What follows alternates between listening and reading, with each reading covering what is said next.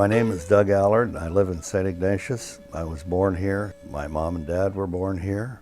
My grandfather on the Indian side and grandmother were born here, and my family has been here virtually forever. And I was gone from the reservation here for 14 years. Went to California to seek my fame and fortune, and then came back.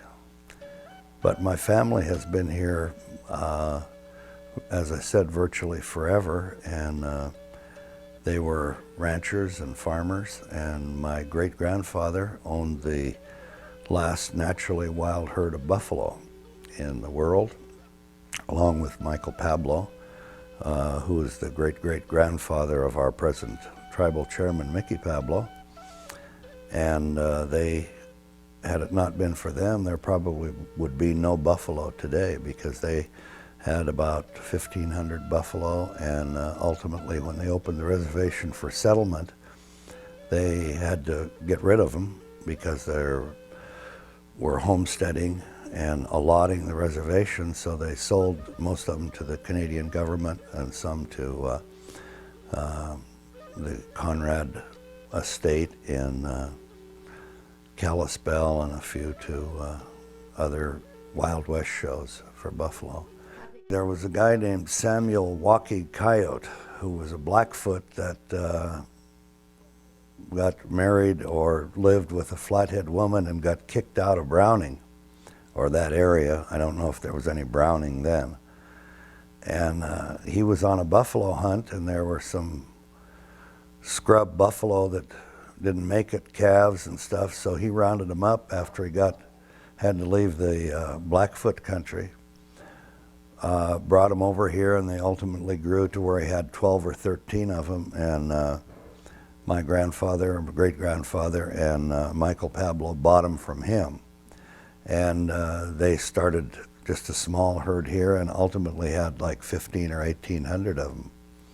But so they bought them from this walking coyote, raised them, and they primarily had them across the river, across the Flathead River, on what we call now Ferry Basin, Camas Prairie, Hot Springs, Nirada, in that area.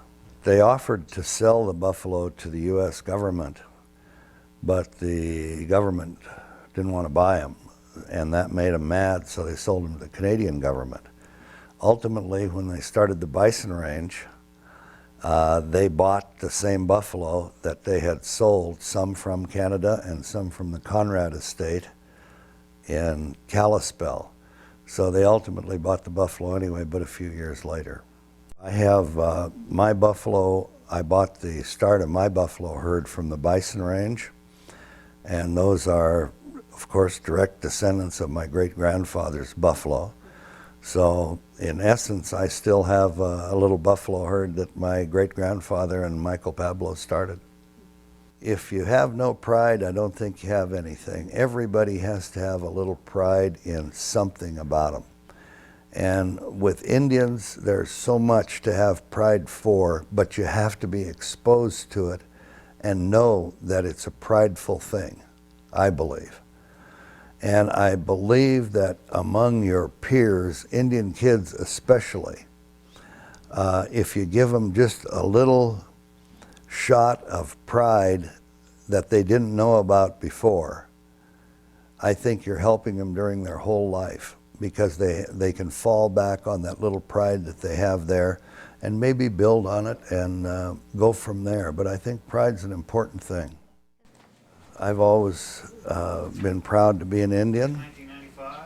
In fact, my card for all these years just says Doug Allard, American Indian. It doesn't say anything else. Got my address and phone number. And I've been proud of the fact that I was an Indian. I've been proud of the fact that I've lived in a beautiful place that my ancestors created somehow for me. I've always been proud of the fact that I had as good a business or better than most non-Indian people in my same business, and I've worked hard to do that. I think not only is pride important, but one of the reasons my business is here in St. Ignatius, where I grew up, has to do with maybe the reverse of pride. When I was in high school, we had 3 Indian athletes on our football team. One of them is Joe McDonald, who is now the president of Salish and Kootenai College, myself, and a guy named Gunny Allison. We came back from a game one afternoon, and everybody kind of drifted apart. Usually we all went someplace together or got rides home, whatever. This particular day, people kind of drifted away from Joe and I and Gunny. All of a sudden, we were the only ones left there. And didn't really think about it much. We made our way home. But the next day, we found out that one of the players on our team was having a birthday party at his house. But his parents would not allow Indians in the house. We found out about this because his sister, who was a classmate of mine, came the next day and apologized to me for something that I really didn't know had happened. We suspected something, that they went off someplace that they didn't want us to know about, but you didn't talk about those things, you just went about your business. Anyway, it kind of did something in the back of my mind to me. And I said to myself that someday I'm going to show these people that an Indian kid who wasn't invited to their party can do just as well as anybody that's non-Indian in the area. That was always in the back of my mind. So when it got to the point where I was interested in building a business someplace, I built it here. And I think that has more to do with it than I even realized myself. It isn't that I wanted to come back and show off. It's just that I wanted to come back and just show what could be done by an Indian person in a town where Indians were not invited to certain birthday parties.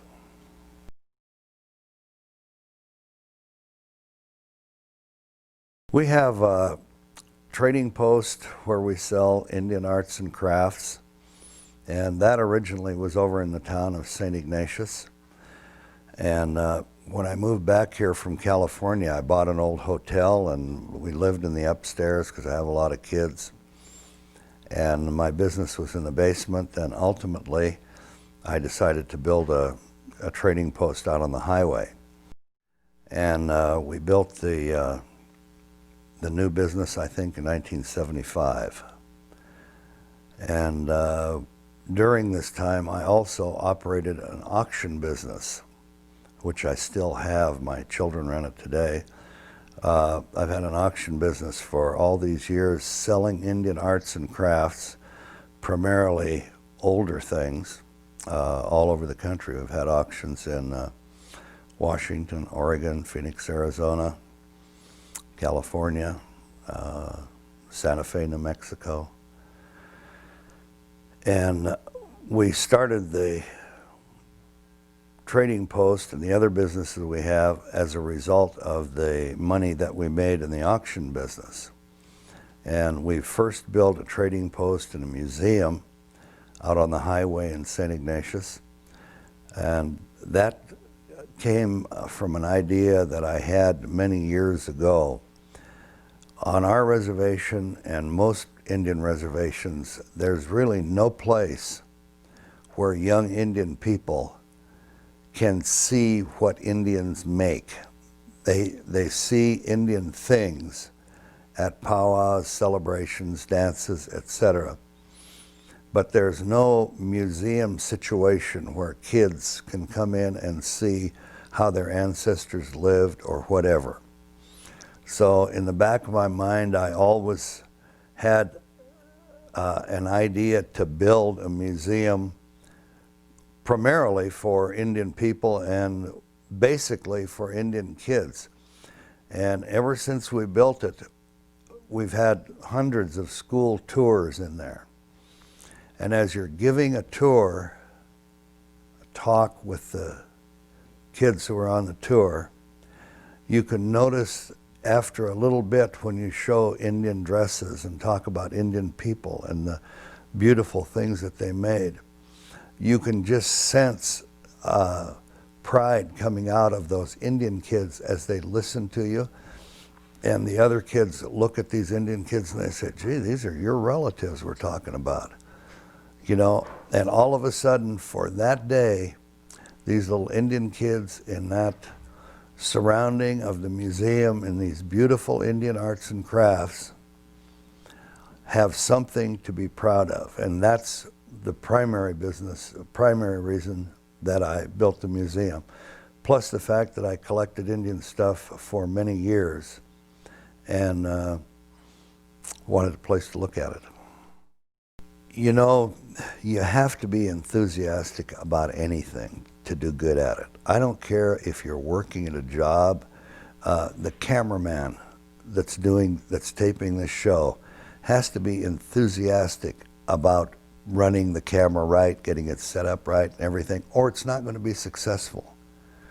A person like you that's interviewing someone like me on the subject we're talking about today, you have to have some enthusiasm about that project or it's going to fall flat on its face. It's going to be nothing.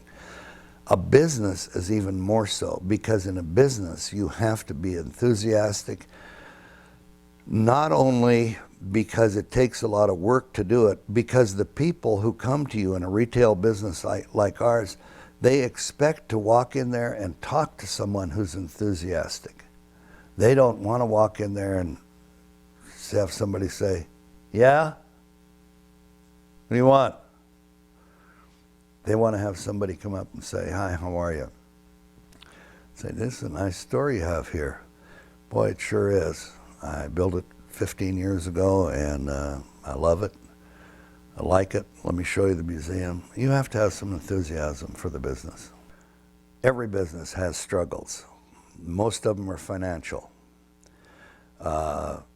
Certainly, you have a great tourism year, 1 year.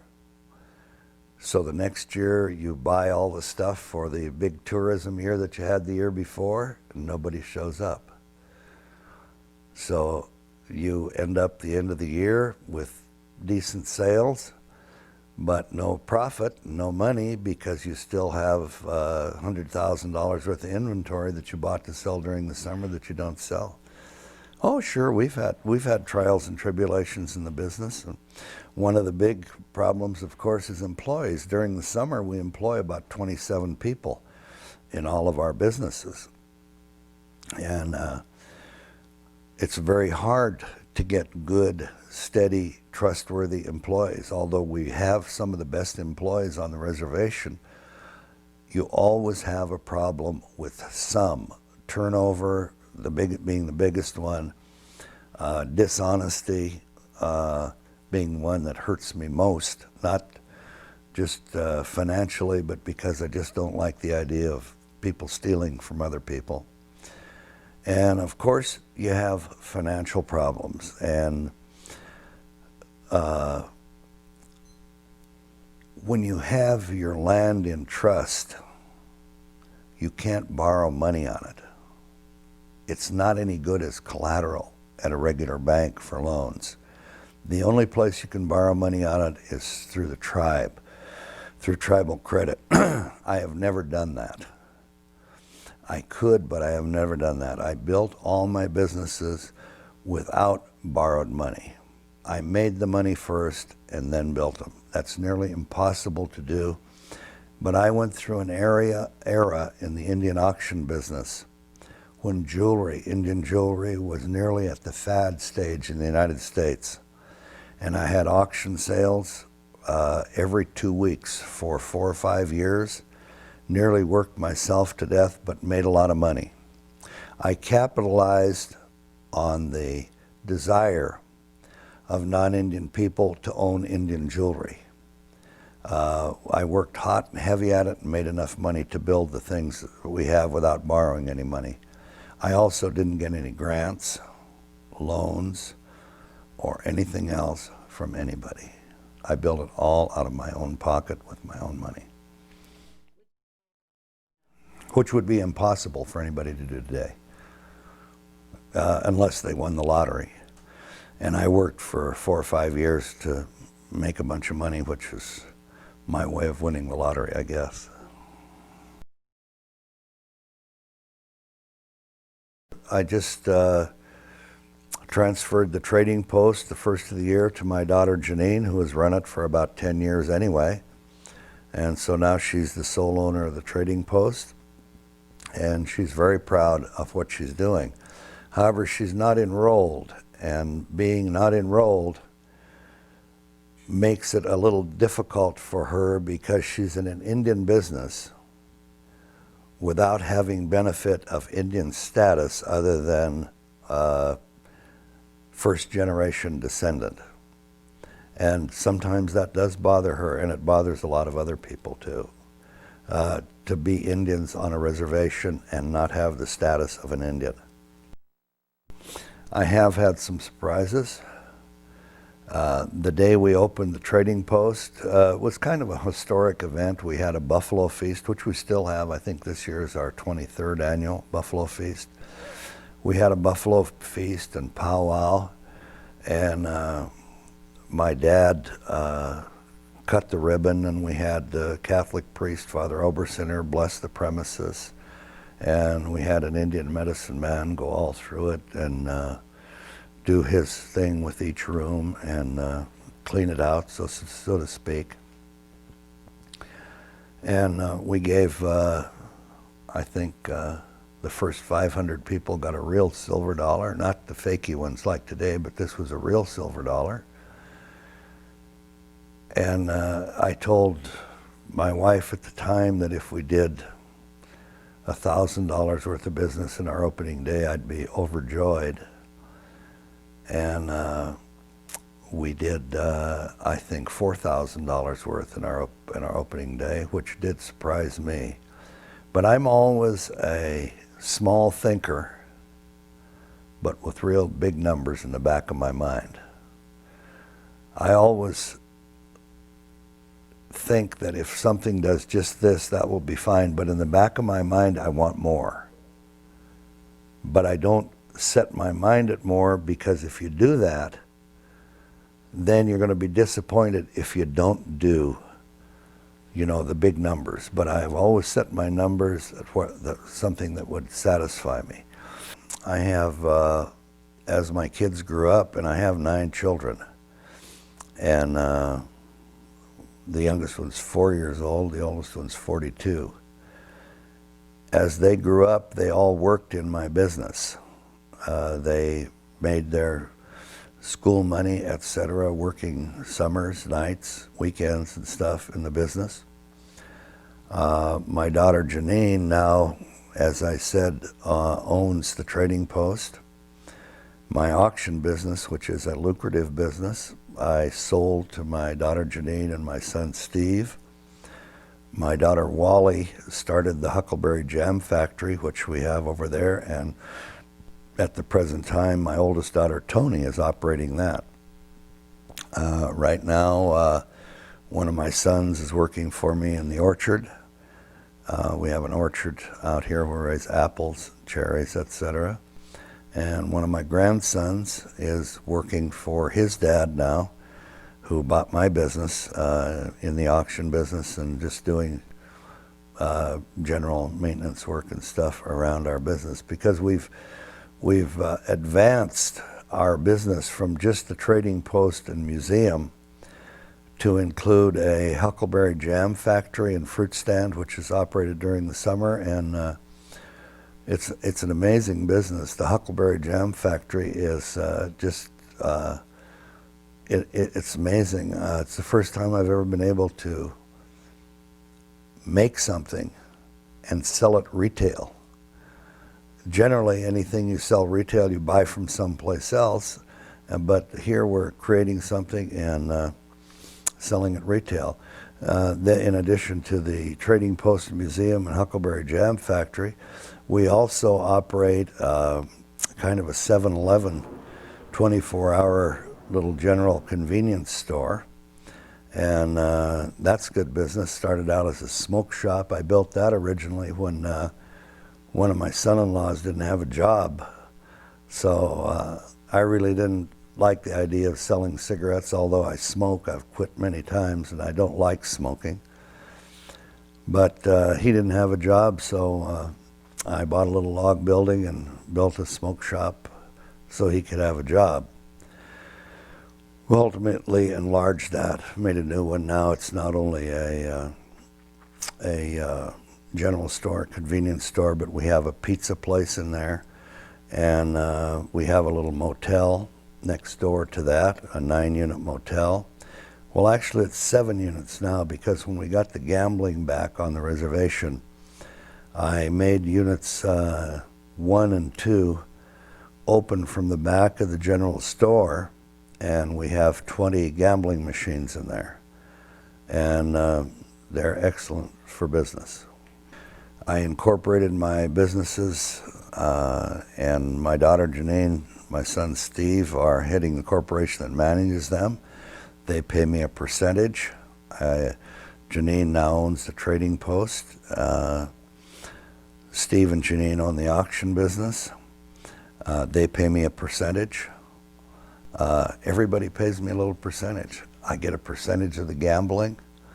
And no, I don't have any financial concerns right now. The businesses may, but it's no longer my problem. I've spent the last 35 years getting them to a place. My auction business has been going for 35 years, the others 22, 23 years and less. I've spent this many years getting those to the point where now I don't really have to take care of them, they take care of me. So I don't have a financial worry in the world right now, but my kids do, and they will have. And if the tourists don't roll through this summer, or the auction business is not good next year, it's their problem, not mine.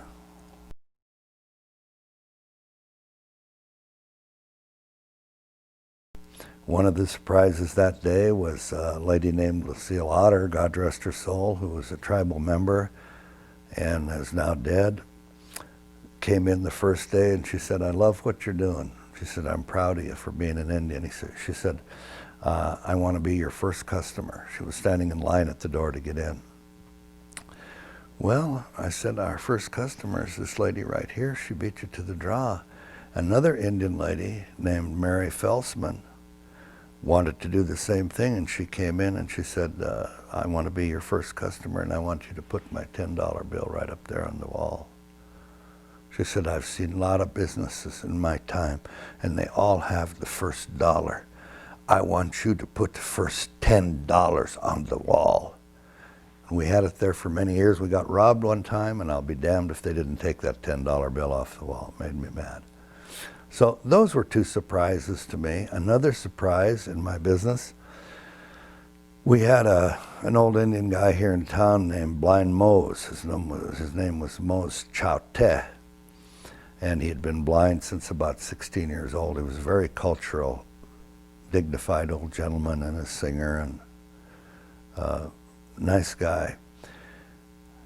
They told him about my new building I was building. He was a great friend with my grandfather, who was a very prolific Salish speaker.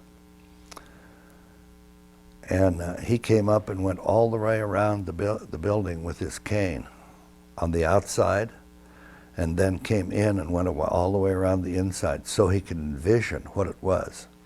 He had no idea what a trading post or a museum was. And I've had some other surprises in that the Huckleberry Jam Factory did twice as much business as we thought it would. I've had other surprises in that the pizza business in there that cost me $40,000 for the franchise and the equipment barely breaks even. There have been, you know, some surprises in my business like that.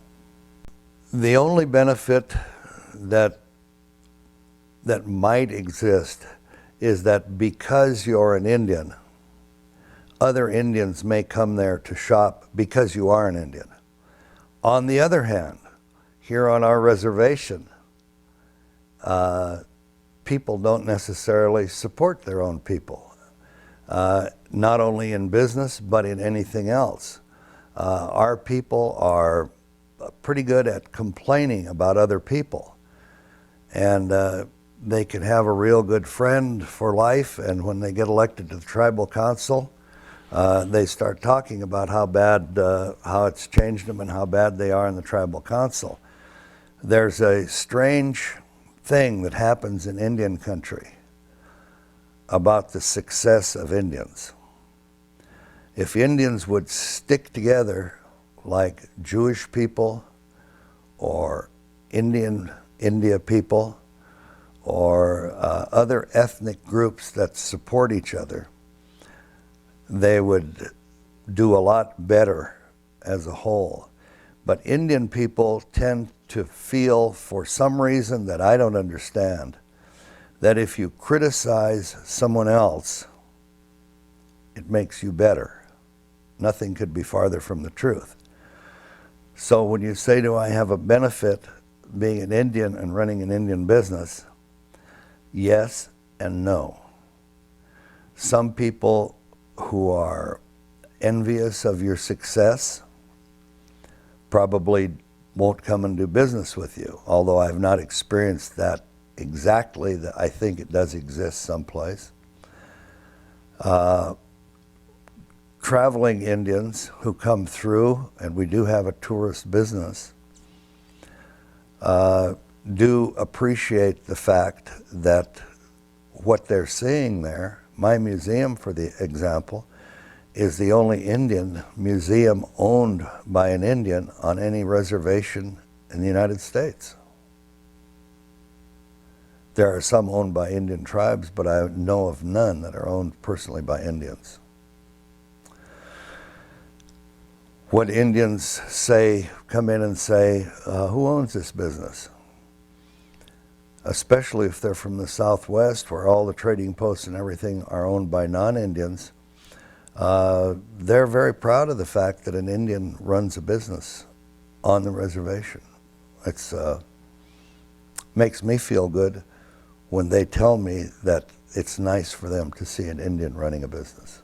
We buy all of our beadwork, we buy locally from the local people. I guess we probably have 50 to 80 people that we buy from on a regular basis, beadwork and associated products here on the reservation. And then of course we get our jewelry from the Southwest, our blankets from the Pendleton Company, and the souvenir type Indian things we get from all kinds of sources, just like anyone else would. We've had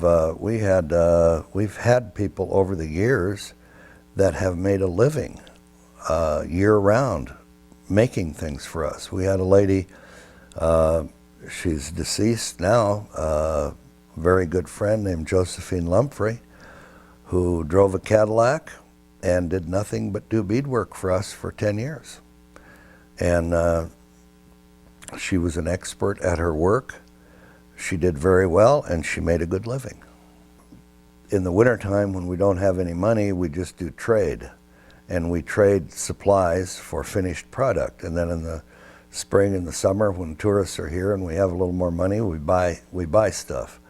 But yeah, we supply all the raw materials for beadwork. We sell hides and furs and beads and buckskin and all manner of things.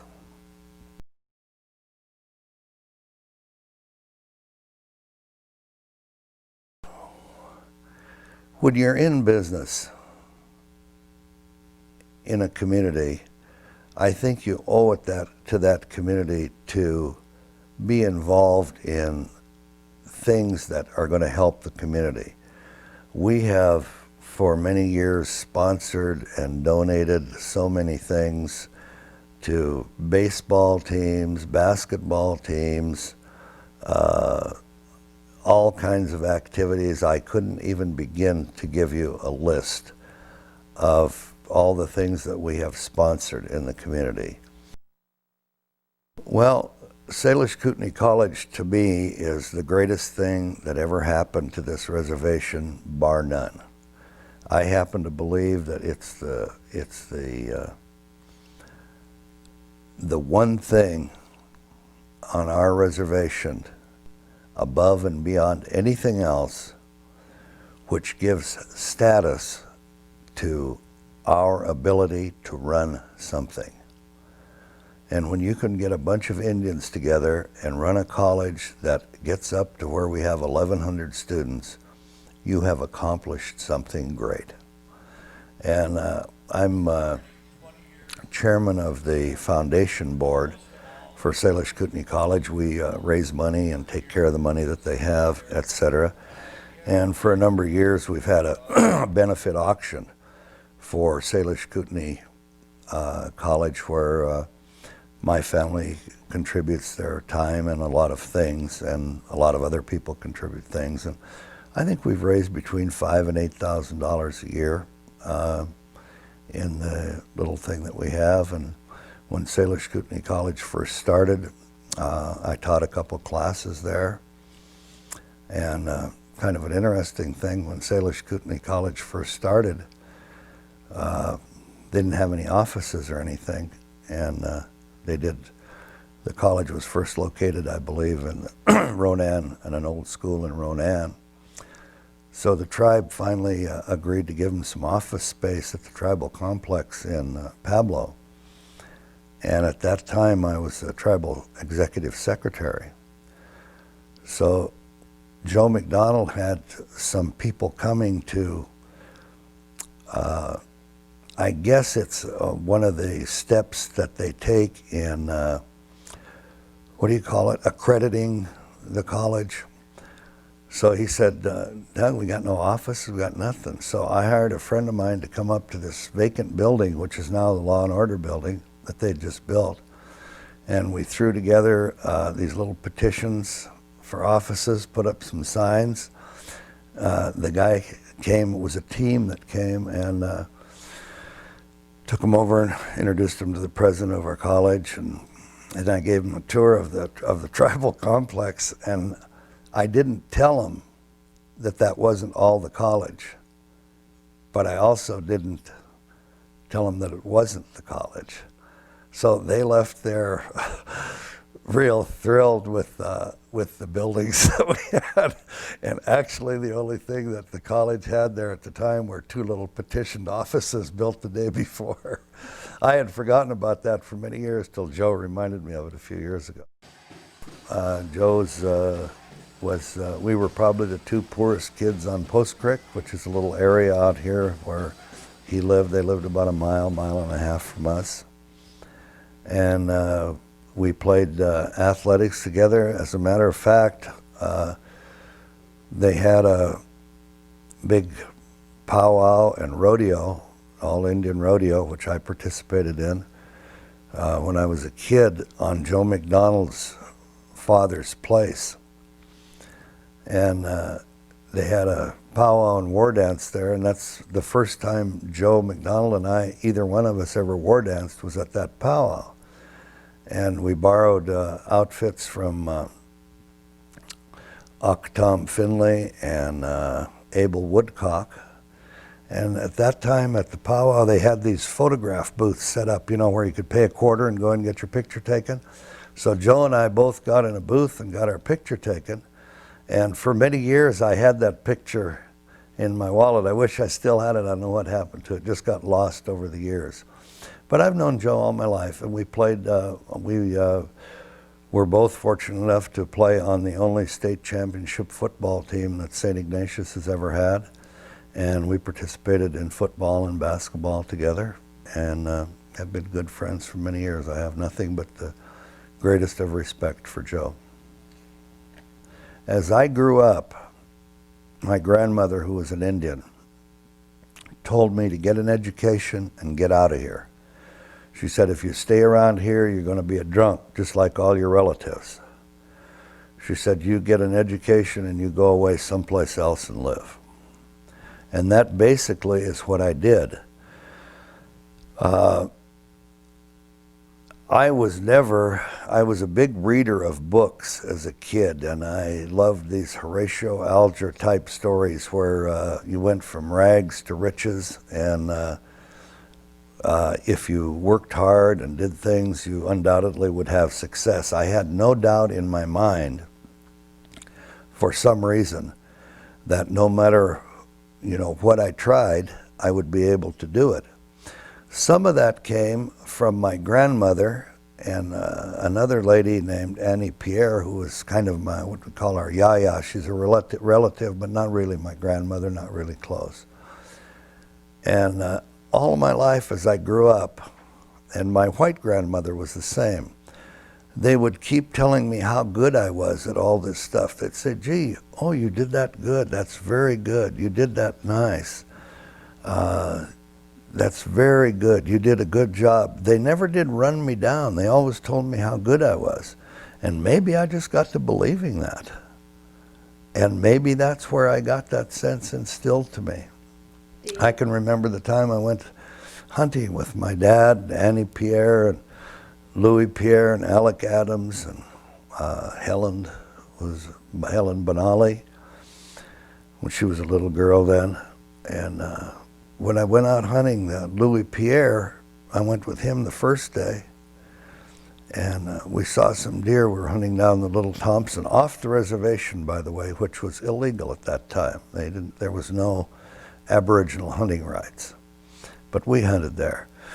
We saw some deer, and you could just see them down under the trees, kind of up a hill. So Louis said, here, get down. And he knelt down and let me shoot over his back so I could shoot my first deer. We came back to camp. We got 2 or 3 deer then. We came back to camp, and he told the story of what a great hunter I was. Annie Pierre, who dried the meat. We made dry meat, and we killed a lot of deer, made dry meat, and put it in flour sacks and hauled it home. And she treated me like a king. She said, nobody can have a taste of dry meat till our hunter has his. And I was just a little kid. So all of those things that made me feel good, I think, led to the idea that I could be successful at something.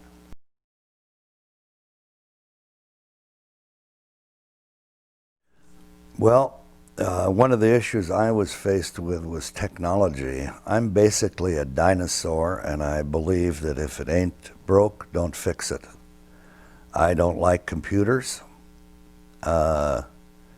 We had a computer in my business. We have had for a number of years, because for accounting purposes and for the auctions, and we do auctions. We had an auction in 1990 that did $1.25 million in 3 days.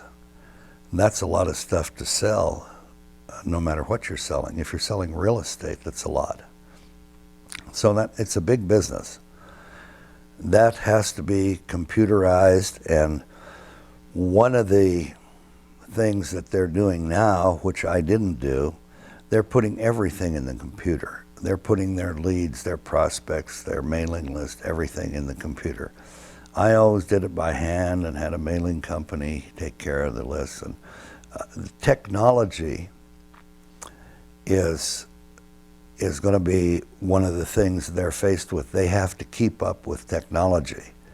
And if they don't, the efficiency of the businesses won't be too good. They're also going to be faced with more and more governmental regulations. In our gaming now, we have tribal control of our gaming. Before, when we had gaming, we had no control of our gaming. We bought the machines, we make all the money. Now the tribe furnishes the machines, takes care of them. They take 58% of the profit, and we get 42. Before, we used to get 100. But we had to buy the machines. I like it the way it is now because it creates less problems for us. The other problems that my children are going to look forward to, or will have to approach during these next few years, are they're going to change the highway. Right now they're changing it to make it supposedly easier to get in and out of our place, but we'll see when it's all finished if they've done that or not. It's their right of way, and they can do what they want with it, and we have no input. They'll also have to live with the fact that Montana has lost some tourism in the last few years due to several things besides bad roads, which we've always had. Montana finally became a destination. We have many people in the last 5-6 years who just came to Montana because it's Montana. But things like the Freeman thing, which is not a very tourist-oriented attraction, you might say, since all it is, it's all court trials now. And other little things have decreased our tourism somewhat in the last couple of years. They're going to have to be faced with that. More government and tribal regulations, they'll have to be faced with that. In our auction business, where we sell primarily antique American Indian art, they're going to have to be faced with the fact that one of these days it's going to be all gone. And had I not been in the business so many years, now we would be out of business, because there's now the old Indian material for collectors is being gobbled up and put in corporate collections and very wealthy people's private collections, and it never comes out for years. Advertising is one of the hardest things in a business to judge and pick, because unless you stand there and ask every customer why they came in the door, you rarely know if your advertising is successful or not. In a small area like we have here, we advertise every place. We advertise in the local newspapers. Whether it does any good or not, I don't know. But it at least gets your name in front of the public. The best advertising that we have in our business, believe it or not, are our highway signs. And one of these days, when the environmentalists get strong, unless somebody stands up to them pretty soon, there won't be any more advertising signs on highways. And I don't know how people will know what businesses do without advertising signs telling them what they do. As I told you before, the day after we put up the signs for our Huckleberry Jam Factory, of course they are very attractive signs. They're huckleberry color, they're beautiful, and they have my picture on them.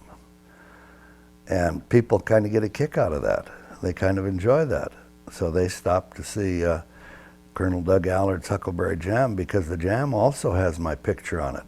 You talk about advertising, I think that's probably the best kind of advertising you can do. Road signs, and some product identification if you're marketing a product that, you know, blends into that scenario. Oh, actually, it was just kind of a joke, like most other things. I was in Santa Fe, New Mexico one time, and one of my customers happened to sit, my auction customers from New York City happened to sit down at lunch with me. We didn't go to lunch together. He saw me in the restaurant, came over and sat down. He said, you know, he said, I've always wanted to talk to you. He said, I live in New York City. And he said, I order your catalogs from a place in St. Ignatius, or St. Ignatius, he called it, Montana. But you have your auctions in Santa Fe, New Mexico, the one he attends.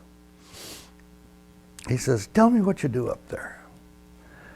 And I said, well, we have these various businesses, and named what they were, and I said, and I'm just starting a new one. I said, well, this year we're going to open up a Huckleberry Jam Factory. He says, what's Huckleberry Jam? Well, I said, it's kind of like blueberries, but it's a native product. It only grows above 5,000 feet and mostly picked by Indians, and it's kind of an Indian delicacy, but it does make delicious jam. And he said, well, he said, now you're kind of down my line. He said, how are you marketing that? Well, I said, I'm building a kind of an open air fruit stand type atmosphere thing. We'll be open in the summer and sell huckleberry jam. He says, what kind of a label are you using? Well, I said, we haven't really decided on a label, I guess, but it'll say, you know, huckleberry jam made on the Flathead Reservation. I haven't really thought much about it. Well, he said, are you pretty well known where you live, like you are in Santa Fe? Yeah, I said, I'm pretty well known. I guess people mostly know my name. He says, well, why don't you put your picture on the huckleberry jam? I said, put my picture on it. Why put my picture on it? He says, you have to have something, if you're going to market it, that's distinctive. I said, well, you've been asking me all these questions. I said, now let me ask you one. What do you do for a living? He says, I'm a box and product designer for Kellogg's. He designed cornflake boxes, Wheaties, I guess, whatever Kellogg, a lot of things, containers. He said, do you think Colonel Sanders made a mistake by putting his picture on everything? No, I said, I guess not. He says, how about Aunt Jemima and Orville Redenbacher? They've got their pictures on everything. Well, I said, I don't know, I never thought about that. Well, he says, if you don't do it, you're stupid. He said, first of all, if you put up a big road sign and put your picture on it, just like the jam, everybody will want to stop in and get Colonel Doug Allard's huckleberry jam. Well, I said, I don't think that's... As it turned out, I came back and I told Johnny Arlee that story. Well, he said, I'll paint a picture of you and you can put it on there. So he did, and I did. It's been on our label ever since. And then after a couple of years, we actually did the road sign just like the guy said we should do it, and put my picture just like on the jam on the road sign. And our business doubled and tripled each time we did, you know, these kind of things. So that's where I got the idea. It wasn't really my idea, but it was a professional's idea that I used because I'm kind of an ego trip kind of guy. You kind of have to be successful in a business. I think you have to have some kind of an ego to keep you going. And I like the idea of my picture on the jam. I used to think it was just kind of funny. Now I think it's pretty good. We have a list that we put out. We give every customer in the Huckleberry Jam Factory a list of the products that we have, and we do some mail order business, but we don't have a regular catalog per se to put out, nor do we wholesale.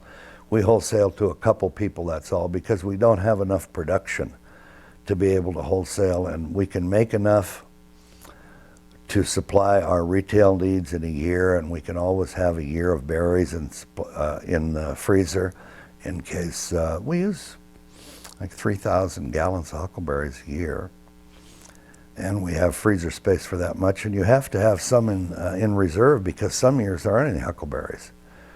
Fortunately, we haven't had any of those in the last 7 or 8 years, but there have been years where the huckleberries were very slim. One year we paid $30 a gallon instead of $14 for huckleberries because they were so hard to get.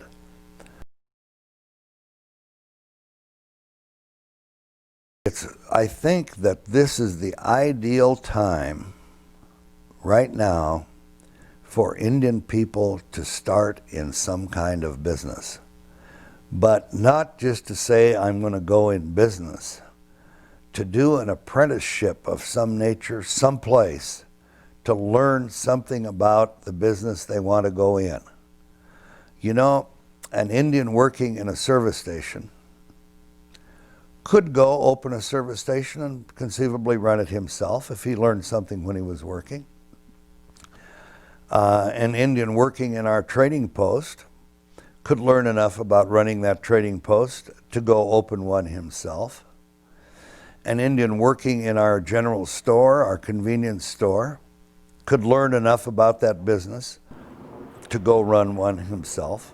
But I think it's an ideal time to do it because our area is growing, whether we like it or not. I took a ride out in the country yesterday. Bearhead and I drove down 3 miles of road. In that 3 miles, there were probably 30 houses that we had never seen before, and we've lived here all our lives. So it's growing. You may not see it next to the highway, but it's growing. I think that, you know, there are a lot of businesses that could do well. We don't have the advantages of a big city where you can build a little convenience store on a corner and have, you know, thousands of people pass by every day and you only need, you know, 100 of them to stop. Here, if you have a business, you have 100 people pass by every day and you need damn near all of them to stop, whatever it is. But I think it's a good time to go in business. There's none better. But not just because you want to go in business, because you know something that's going to make you able to run a good business and make a profit. Number one, I hope they don't ever build a big four-lane freeway through our valley because it will totally ruin it. Number two, I hope that they can get some type, believe it or not, people won't believe I say this, some type of industry, a clean industry in the valley that would employ, like the one up by Ronan where they make the screwdrivers. They've got, I think, 70 or 80 employees. A very clean industry. I'd like to see another industry like that operated or financed by the tribe, but an industry that somebody knew something about so that it would end up being successful. Most tribal enterprises, in fact all, have been unsuccessful with the exception of Quatuknuk, which I guess is a success. Now with the gambling, if it isn't, it's somebody else's fault. I would like to see more Indians in businesses. I would like to see the tribe continue on the road that they're on now about keeping the water clean, keeping the mountains beautiful, and the fish and game taken care of so it's always here. When Bearhead and I go out hunting, we don't shoot a lot of things, but we go out, we'll go from daylight to dark. And we stop up on top of the mountain and we look out and we say, we have a place here that nobody else in the world has. We have our own private hunting preserve. It's absolutely beautiful. You can't buy a hunt like we get free any time of the day. And we can go 10 different directions and see a different place. I hope that that stays like that forever. But I would hope that my children and grandchildren who aren't enrolled can get enrolled someday so that they can participate in the things that I participate in today, hunting and fishing and messing around in the mountains. That would be my wish for what happens here.